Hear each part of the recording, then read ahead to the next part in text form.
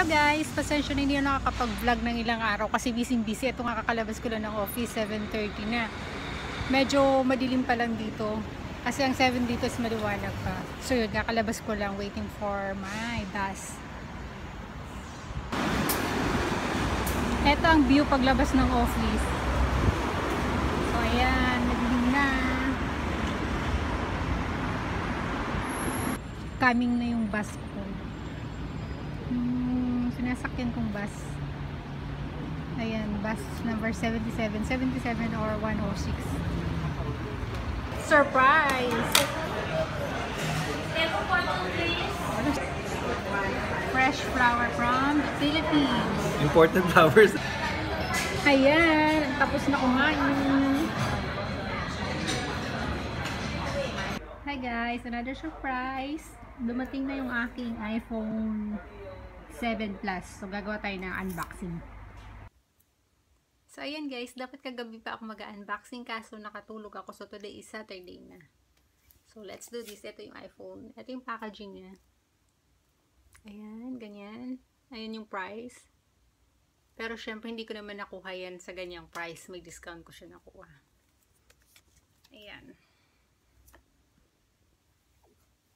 So, let's open! So, ito siya. Ito yung plastic niya. Yan. Ito siya. So, here it is. Tapos na tapon eh. Yan. So, ganyan lang siya. Ito, iba na siya. Kasi yun sa iPhone 60 flip siya. Ito naman, nakapasok na siyang ganun. Tapos ganun pa rin, may print sticker. Ayan, yan siya.